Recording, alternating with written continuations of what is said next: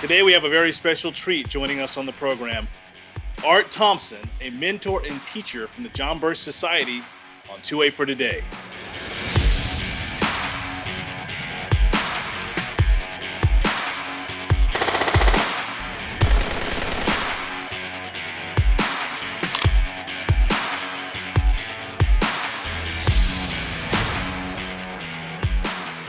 Two A for Today is a program where we explore all things Second Amendment, all things that protect, threaten, and violate the Second Amendment rights of all Americans. Welcome to the show, Brother Art Thompson.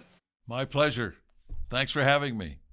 Yeah, we really appreciate you coming on the show. I'm going to read a brief intro, a bio on you. I'm going to read it here, so I'm not going to be looking at the camera.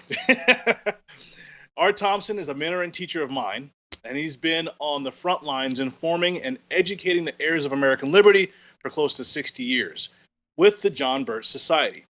Art served as CEO of the Society for 15 years. Prior to that, Art held virtually every volunteer and staff position in the Society, including National Director of Development and Communications and National Director of Field Activities.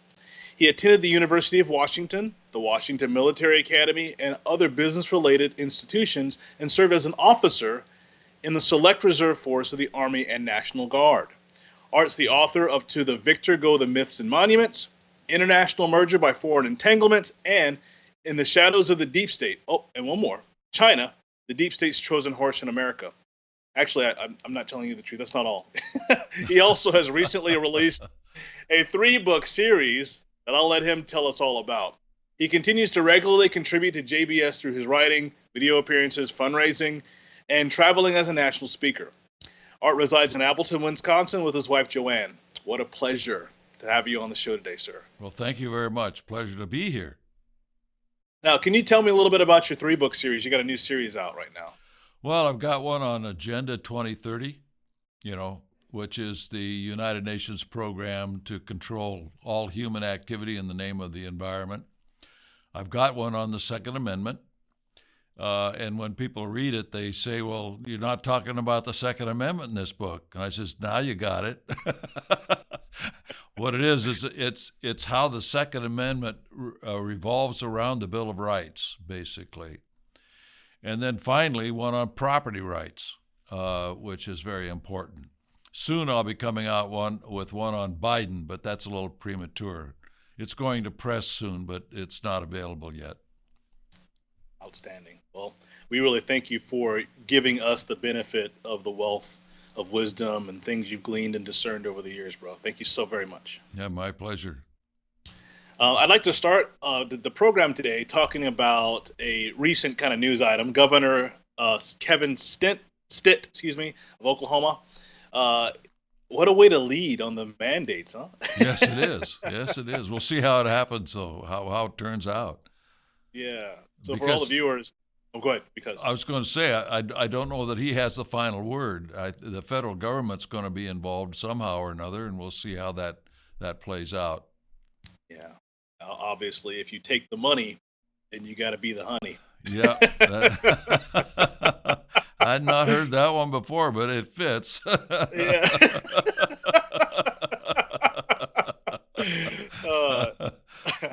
For all the viewers, if you don't know what we were talking about, the governor of Oklahoma asked the federal government to suspend a COVID-19 vaccine requirement for members of the Oklahoma National Guard who aren't vaccinated and have no intention of taking the jab.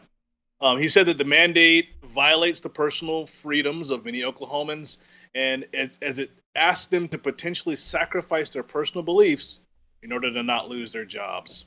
The spokesman, Lieutenant Jeff Lagler, he clarified the policy, and he said, the clarified policy on COVID vaccinations for Oklahoma Army and National Guardsmen reflects the governor's ability to assert his command authority over the men and women of the Oklahoma National Guard while they are within the state's borders. And he goes on to say, the clarification will allow our unvaccinated guardsmen to continue to serve in Oklahoma without any negative repercussions. But it does not provide any protection should they need to attend any military school or training activity run by an active duty component or the Department of Defense. I'd like to get your take on that. Is he right? Yes, he is. Simple. Simple enough. I love it, man. I love it when people stand in the truth. You don't have to do a lot of arguing when you're standing in the truth. That's right. And our Constitution And is you don't pretty have clear. to. You don't have to remember what you said either if you told the truth. Yeah, which is there are personal benefits to that too. Yes. Yeah. Yeah.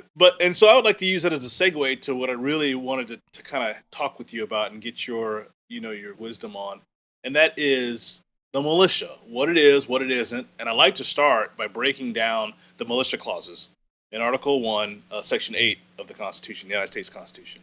And I'd like to start out by reading it. So it says, the Congress shall have power. That's to the very beginning. And then there's a bunch of twos after that. And it says, to provide for calling forth the militia to execute the laws of the Union, suppress insurrections, and repel invasions.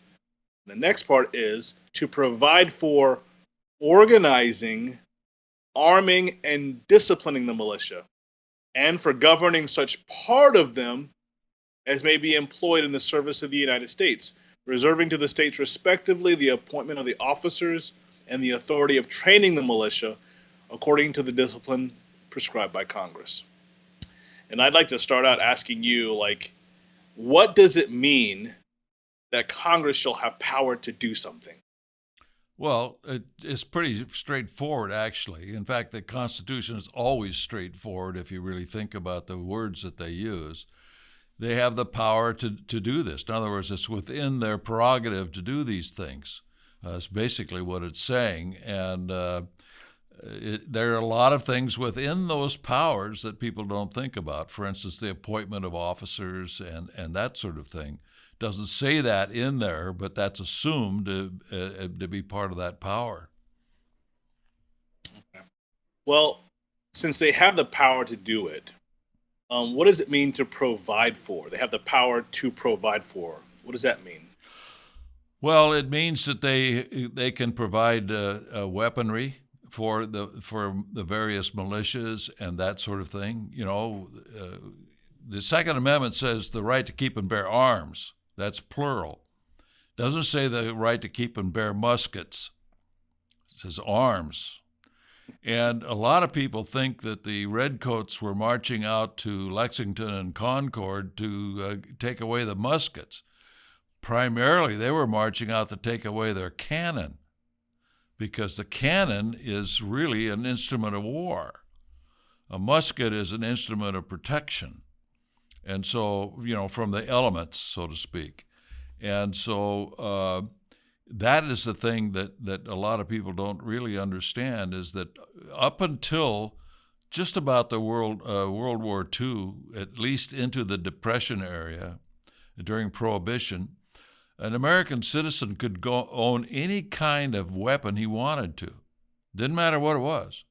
It could be a Gatling gun, it could be a cannon, and all sorts of things. There weren't that many instruments of war that have been, that we now think of as instruments of war today, like airplanes and all, we can't afford as an individual. But at any rate, it was the beginning of the federalization of law enforcement that started the prohibition of arms amongst the people. The first one was an automatic weapon. Remember the old Tommy gun? That was the first one, automatic weapon, that they were forbidden to own an automatic weapon. Well, that in and of itself was really unconstitutional. But because of the fear that was promoted amongst the population against the gangsters that you read about every day in your newspapers, the Ma and Pa Kettles and so on and so forth, out there, robbing banks and creating mayhem in the streets of Chicago and New York, they acquiesced to the idea that certain arms should be limited. And so that started the whole thing that we start to see today of disarming the American people in the name of crime. It's the same thing. They should have just passed a constitutional amendment, right? Well, yeah. If they're going to curtail the freedom of the American people, it should be an amendment. that everybody agrees with, and which that amendment has to be voted on by the vast majority of the states, not just the Congress. So, it's something that we're doing today more and more, is just ignoring this whole process of amending, or even particularly in treaties and everything else. It's terrible. Yeah. It seems to me that that's kind of the end. That's what they do. Is the end around. If you. Yeah, it's all done through fear, too. Every time they do these things, they get the people afraid of something, and then in that name of that something, they increase the power and control of the federal government. Safety and security. Yeah. Yeah. I think we were warned about that from one of our founders. I believe so. The next question is, what does militia even mean? What does that mean? Well, militia is basically, as we said, every able-bodied man in the community, and they form up and within a certain age, and they go out and actually work together to become more proficient in military exercise.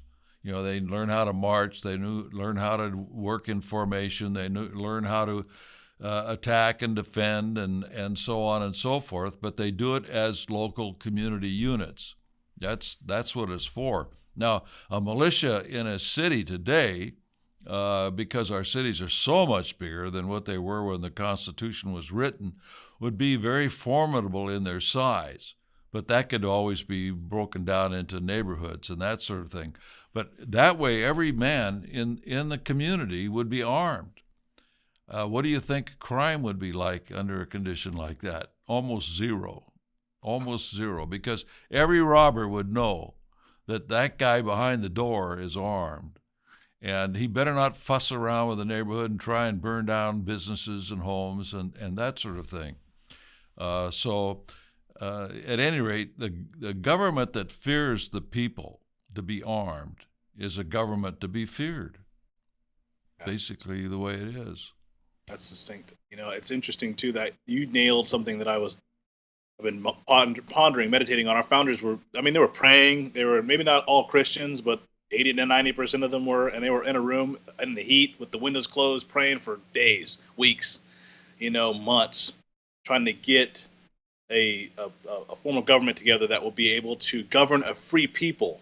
Yes. Because they wanted to be free. They didn't want to be bound. It wasn't about even being the governing as much as it was about giving certain power so that they could protect themselves from outside marauders and people who are evil and wicked, not so they could live free. Like if there was no government and you were a religious and moral society, what would you do? You would. Yeah. And so anyway, the idea that they had this revelation that in order to be secure, the only way a free people could be secure, it says it was necessary. The only time necessary is used with a duty in the Constitution is the militia, and not the president, not Congress, but the militia. One of the things, too, that is part of this that a lot of people don't think through is it is also the responsibility of that citizen to partake in this protection, not only of himself and his family and his home, but of his community and his state and his country. He has to assume that responsibility. He's not drafted to do it. He knows he has to do it because he's a free man with that responsibility to perform. Maintain freedom. Yeah. Good. Okay, I don't want us to drag on really long. We might have to go an extra 5 minutes. Or coming up on the 15-minute mark. I didn't want us to, I didn't want to take up all your time today. But this is so good, man. What does it mean to call forth in that militia? In other words, to activate them. In other words, to come under the authority of the Congress to do as it says, to put down insurrection or invasion and that sort of thing. Just in other words, calling forth means calling them to duty, basically is what it means. Okay. Does being called forth expire? I'm in the National Guard, and then I'm not in the National Guard. Well, the National Guard's a little bit different situation, but relative to being called forth, it's assumed that it will only be called forth for those specific emergencies as iterated within the Constitution. And when those emergencies are over, they go back home. So is that happening now? No.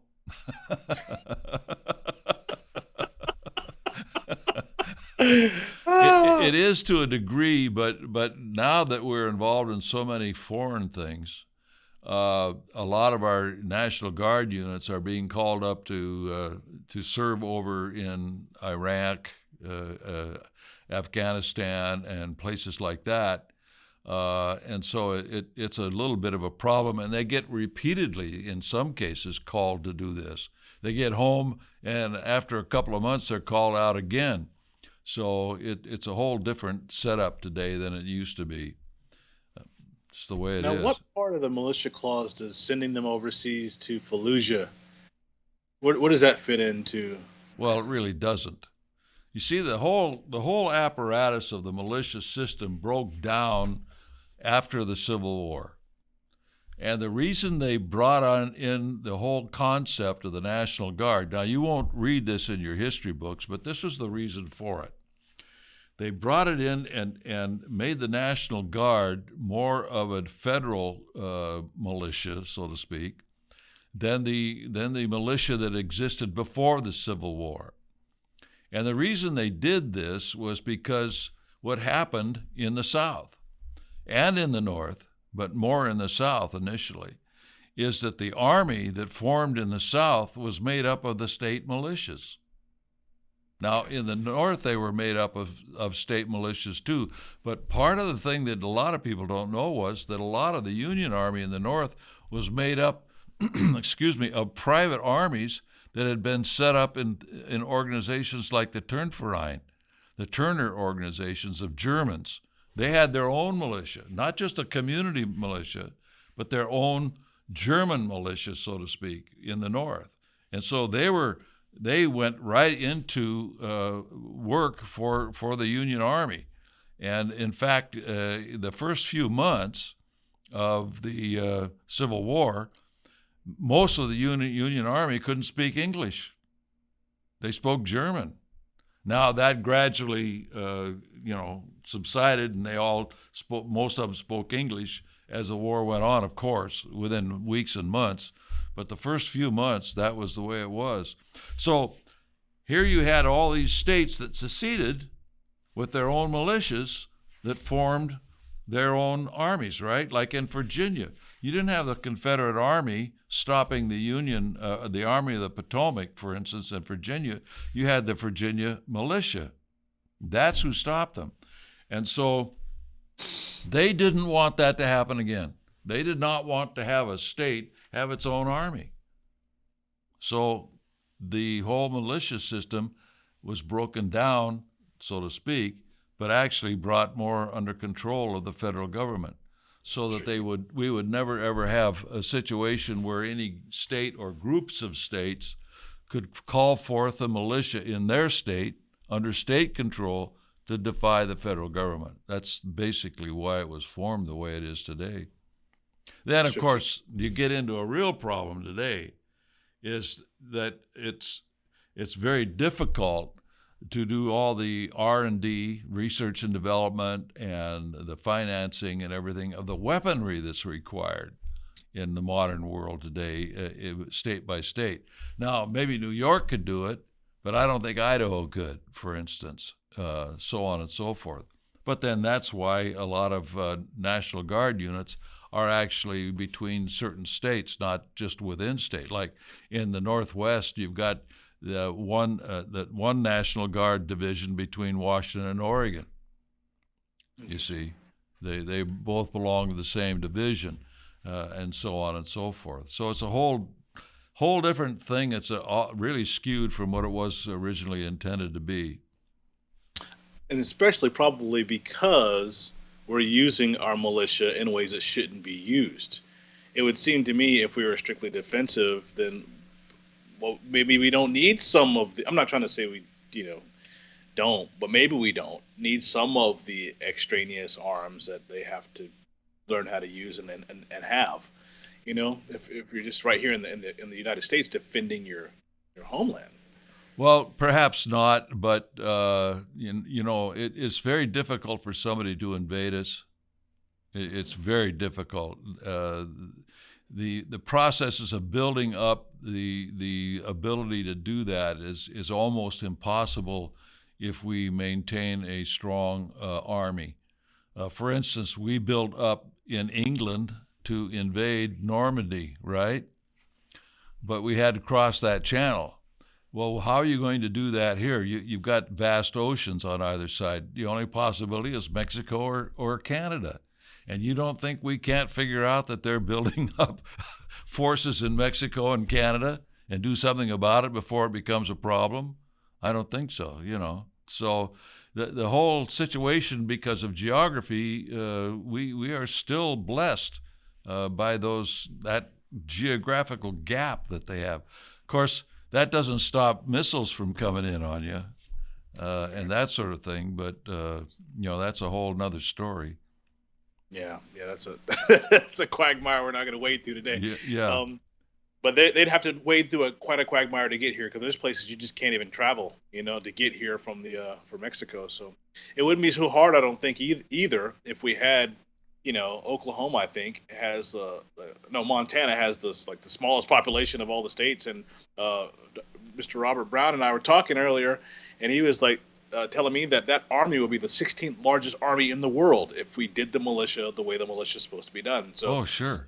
Yeah, that would be a wall of its own on the border. Yeah, the only problem, we could still have that militia today in Montana with all the guys that own guns. It's unbelievable when you go there to see how well armed Montana citizens are, because every truck's got a gun rack in the back window, in their pickups. And so forth. But the problem is you need a uniformity of ammunition and that sort of thing to be able to supply, and that becomes a problem. Well, I've really gone over your time and our time today, but I'd like to ask if you have any solutions that you think so we could return to constitutional principles within the states concerning the militia. Well, it's a broader picture than just the militia. We've got to do that across the whole board of the Constitution, because we have been losing the Bill of Rights. We started out with the Second Amendment, didn't we? And in my book on the Second Amendment, I show that if you lose the Bill of Rights, you will lose the Second Amendment. And because the conditions will be there for you to gladly turn your weapons over to the government and be thankful that they allowed you to turn your weapon in. This has been done in country after country in the past, and we think we're different people. We're not. We're the same people. And so the thing is that we've got to work on the whole Constitution as well in order to roll all this back to where it's supposed to be. It's just that simple. And it's also complex, of course, and it's also a real heavy burden to be able to do that, but we've got to start. Totally agree with you. I have some ideas too. I'm not going to go into them today, but I really, really so appreciate you coming on the show today, brother. Thank you so much. My pleasure. And so that concludes our program for today. Again, in the coming weeks and months, we'll be talking to experts, trainers, scholars, and all forms of gun right activists and Second Amendment proponents to talk about the different things that are coming down the pipe from that cesspool in D.C. and things that we're doing to shore up our rights in the coming years. Because I believe that we're in for some rocky times. And if we don't get started now, we'll be paying later. So anyway, thank you for joining our program today. Again, my name is Zoe. If you have any questions or comments, just leave them in the comments below. I'll try to get to them, and we'll try to answer them as fast as we can and answer as many as we can in the coming weeks and months. So thank you for joining us on 2A for Today. Thanks for being on the program again, sir. Yes, my pleasure.